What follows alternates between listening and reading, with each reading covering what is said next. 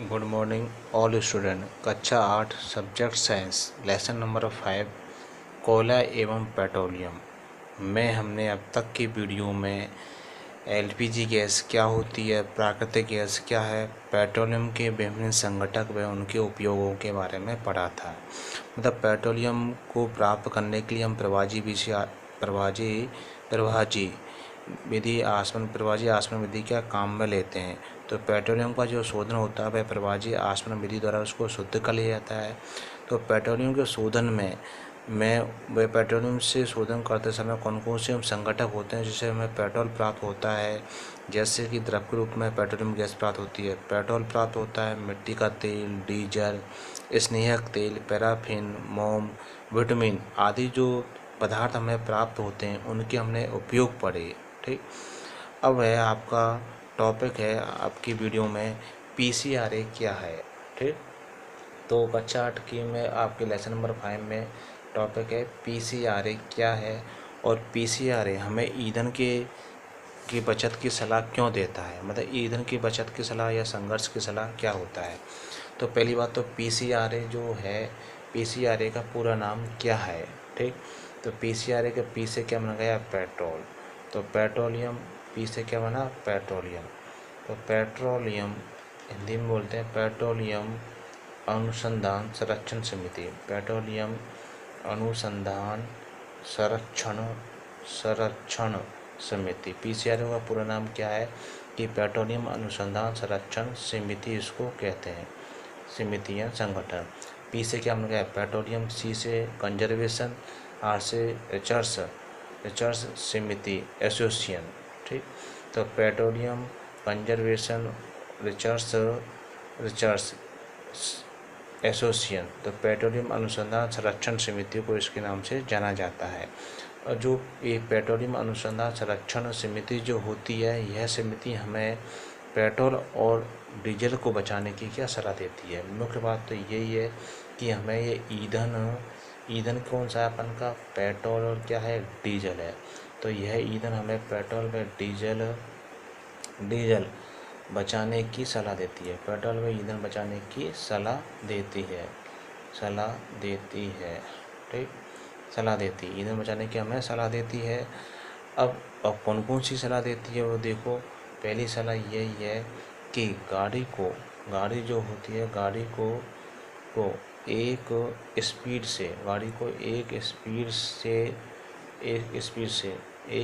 से मध्यम गति मतलब 40 से 60 किलोमीटर प्रति घंटे के हिसाब से अपन को क्या एवरेज के हिसाब से चलना चाहिए, किलोमीटर प्रति घंटे के हिसाब से जाना। इससे ज़्यादा रेस को अपन को गाड़ी को नहीं चलाना चाहिए। इससे ज़्यादा तेज़ चलाते हैं तो एक्सीडेंट के ज़्यादा चांसेस रहते हैं। तो गाड़ी को हमें क्या मध्यम गति से चलानी चाहिए, स्पीड गति से नहीं चलानी चाहिए।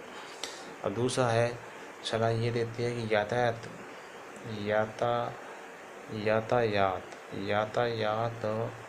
लाइटों या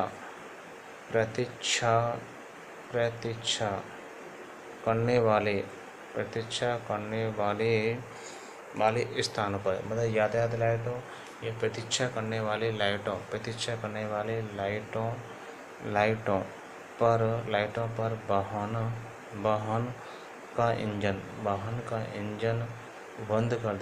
वाहन का इंजन बंद कर देना चाहिए। तो यातायात लाइटों या प्रतीक्षा करने वाले लाइटों पर वाहन का इंजन हमें क्या बंद कर देना चाहिए। ठीक, मतलब वो कह रहा है कि यातायात लाइटों या प्रतीक्षा करने वाले लाइटों पर वाहन का इंजन हमें क्या बंद कर देना चाहिए। तीसरा है, वाहनों के टायरों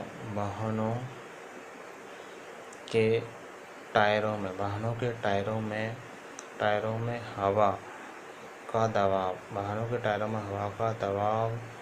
सही रखना चाहिए। मतलब गाड़ी चलाते समय टायरों में हवा को क्या चेक करते रहना चाहिए, हवा ठीक प्रकार से होनी चाहिए, हवा का दबाव चेक करना चाहिए, सही होनी चाहिए, हवा का दबाव सही होना चाहिए।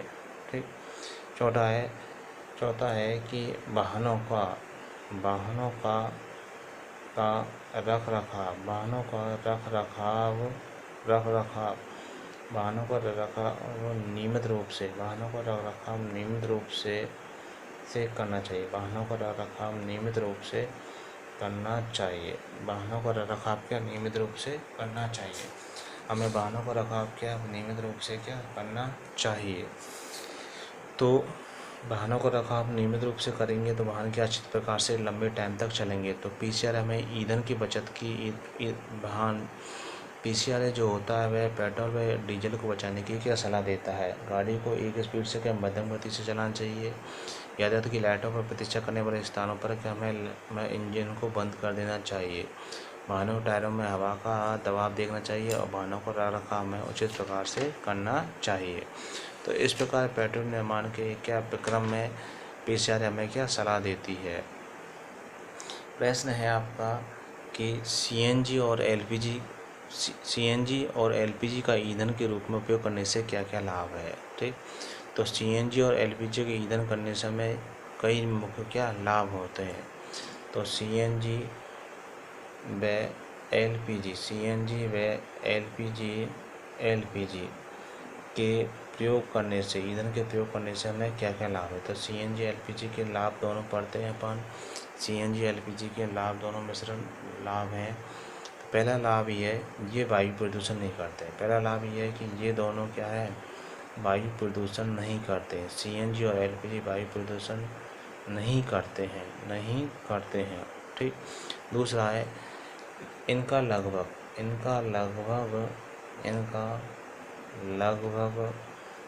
पूर्ण दहन हो जाता है। मतलब इनका क्या होता है, लगभग पूर्ण दहन हो जाता है। सीएनजी एलपीजी जो गैस होती है इनका लगभग क्या पूर्ण दहन हो जाता है। ठीक, तीसरा ये जलने पर कोई अवशेष नहीं छोड़ते हैं। तो सीएनजी और एलपीजी जो गैस होती है वो जलने पर कोई अवशेष राख नहीं छोड़ते हैं। चौथा है ये सस्ते व आसानी से उपलब्ध हो जाते हैं। मतलब सभी जगह सस्ते और आसानी से सभी जगह मिल जाते हैं। पाँचवा है इनका ज्वलन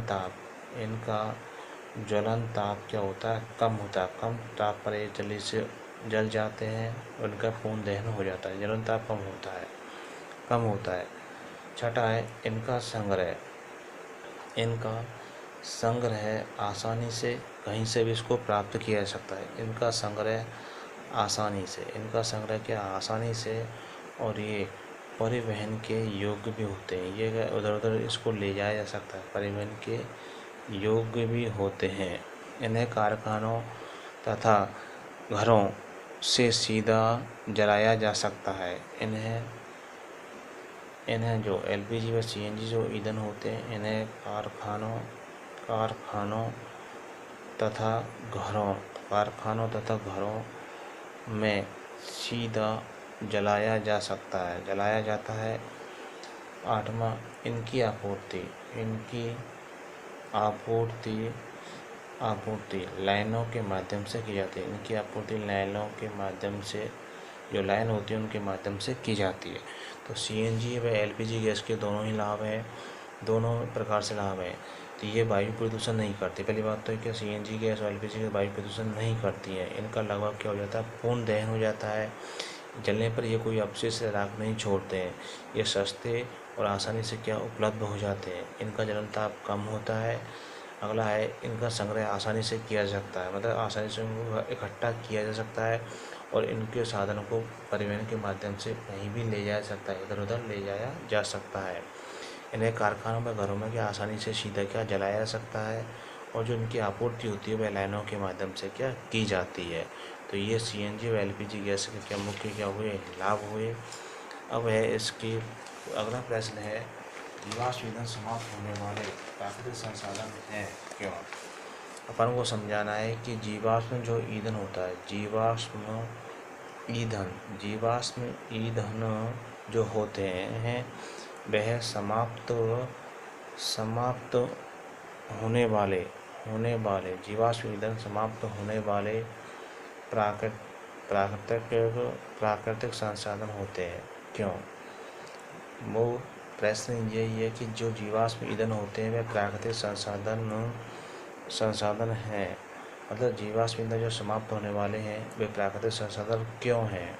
ठीक, पहली बात तो जीवाश्म ईंधन कौन कौन से होते हैं। जीवाश्म ईंधन होता है कोयला और पेट्रोलियम होता है।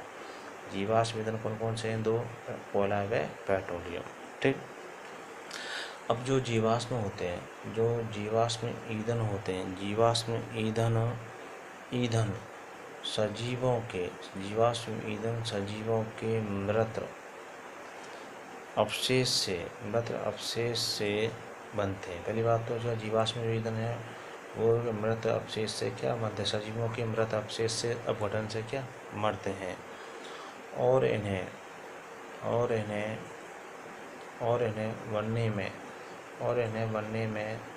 बनने में करोड़ों वर्ष या लाखों वर्षों का समय लग जाता है। ठीक, मतलब एक तो एक क्या है, जीवाश्म जो ईंधन होते हैं उसमें सजीवों के सजीवों के मृत अवशेष से बनते हैं। जीवाश्म जो ईंधन होते हैं सजीवों के मृत अवशेष से बनते हैं। इन्हें बनने में करोड़ों में लाखों वर्षों का समय लग जाता है। ठीक, और ये प्रकृति में सीमित मात्रा में क्या होते हैं, उपलब्ध होते हैं। और ये प्रकृति में सीमित मात्रा में उपलब्ध होते हैं। ठीक, इनके बनने की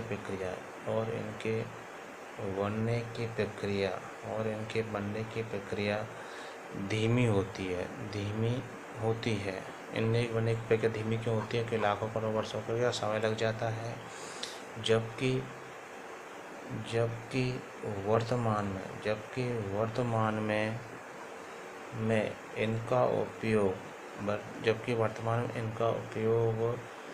तीव्र गति से हो रहा है। तीव्र गति से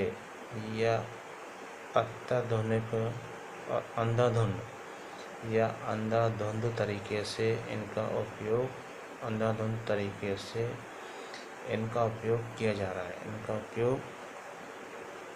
इनका उपयोग हो रहा है। ठीक, तो इसलिए अतः जीवाश्म ईंधन समाप्त होने वाले प्राकृतिक संसाधन हैं। अतः जीवाश्म ईंधन समाप्त होने वाले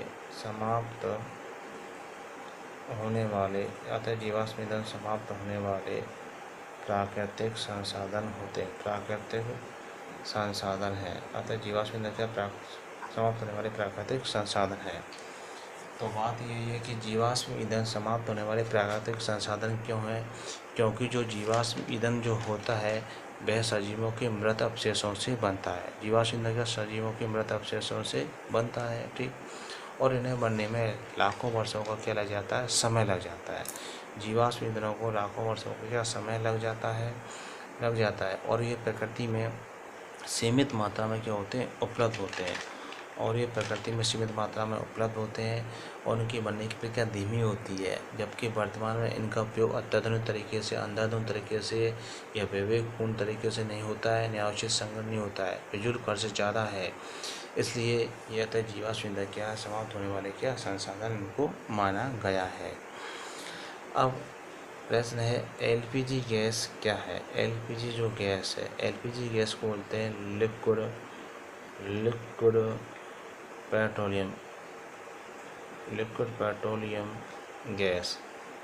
पेट्रोलियम गैस या इसको द्रवित पेट्रोलियम गैस भी कहते हैं। इसको द्रवित पेट्रोलियम गैस भी कहा जाता है। ठीक, अब पेट्रोलियम के प्रभावी आसन से इसको पेट्रोलियम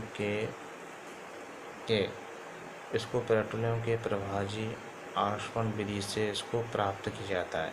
जो एलपीजी गैस होती है उसको पेट्रोलियम प्रभावी आसवन विधि के उसको प्राप्त करते हैं, इसलिए इसका नाम पड़ गया एलपीजी गैस। ठीक, इसका नाम क्या हो, द्रवित पेट्रोलियम गैस। यह जो गैस होती है घरों में खाना पकाने व ईंधन के रूप में इसका उपयोग करते हैं।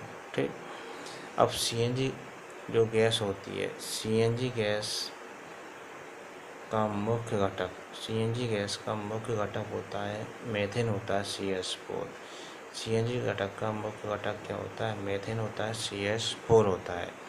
जबकि एलपीजी गैस का जो घटक होता है, एलपीजी गैस का घटक होता है मेथेन, प्रोपेन और ब्यूटेन होता है। मेथेन, प्रोपेन, ब्यूटेन इसका प्रमुख घटक होते हैं। ठीक, तो सीएनजी गैस का मुख्य घटक क्या हुआ? मेथेन हुआ। एलपीजी गैस का मुख्य घटक होता है मेथेन, प्रोपेन और ब्यूटेन होते हैं। सीएनजी गैस का उपयोग ईंधन में घरेलू खाना पकाने में किया जाता है, जबकि एलपीजी गैस का उपयोग घरेलू ईंधनों के रूप में खाना पकाने में अपन काम लेते हैं, जबकि सीएनजी का उपयोग स्वचालित वाहनों में इसका उपयोग किया जाता है। स्वचालित वाहनों में ईंधन के रूप में अपन इसका उपयोग करते हैं। तो इस प्रकार हमने आज की वीडियो में जीवाश्म ईंधन समाप्त होने वाले प्राकृतिक संसाधन क्यों हैं उसका आंसर पड़ा। एलपीजी गैस क्या होती है, उसके उपयोग क्या हैं, एलपीजी और सीएनजी गैस से हमें क्या क्या लाभ हैं। तो आज की वीडियो में हमने ये पढ़े। और भारत में प्राकृतिक गैस के भंडार कहाँ कहाँ हैं? मुख्य बात है भारत में प्राकृतिक गैस के भंडार, भारत में प्राकृतिक गैस के भंडार, गैस के जो भंडार हैं वो कहाँ कहाँ हैं? तो भारत में प्राकृतिक गैस के भंडार एक तो त्रिपुरा, आसाम, राजस्थान के आसाम और राजस्थान RJSTHAN राजस्थान के राज्यों के साथ साथ कृष्णा और गोदावरी नदी के डेल्टाओं में, नदी के डेल्टा क्षेत्र जो होते हैं उनमें पाया जाता है, प्राकृतिक गैस के भंडार पाए जाते हैं। तो आज की वीडियो में हमने क्या, एलपीजी भी है, सीएनजी गैस, दोनों के लाभ पढ़े। एलपीजी गैस और सीएनजी गैस के दोनों से क्या क्या लाभ होता है उनकी जानकारी, उनका पूरा नाम पढ़ा। ठीक, सीएनजी गैस का पूरा नाम है कंप्रेस्ड नेचुरल गैस, संपीड़ित प्राकृतिक गैस। और हमने आज की वीडियो में पीसीआरए क्या होता है, वह ईंधन की बचत की सलाह हमें क्यों देती है, जीवाश्म ईंधन समाप्त होने वाले प्राकृतिक संसाधन क्यों हैं और और इसी के साथ आपका ये 5वां लेसन क्या, कोयला व पेट्रोलियम क्या समाप्त है। हमने इसकी PDF फाइल नोट्स की बना के आपको व्हाट्सएप नंबर पर भेज दी है। तो उन प्रश्नों को अपन को क्या है, फेयर कॉपी में आपको याद करना है, लिखना है। और जो भी वीडियो हमने भेजी है और यदि किसी को प्रॉब्लम हो तो उसको फ़ोन से वो कंसल्ट कर सकता है, टॉपिक को पूछ सकता है, हम उसका समाधान कर सकते हैं। तो केशव विद्या मंदिर के YouTube चैनल को ज़्यादा से ज़्यादा क्या करें, सब्सक्राइब करें, लाइक करें और इनको देखें और पढ़ें, नियमित रूप से इनको पढ़ें, तभी आपके समझ में आएगी। जो भी वीडियो हम डाल रहे हैं वे अत्यंत महत्वपूर्ण है। ठीक, थैंक यू।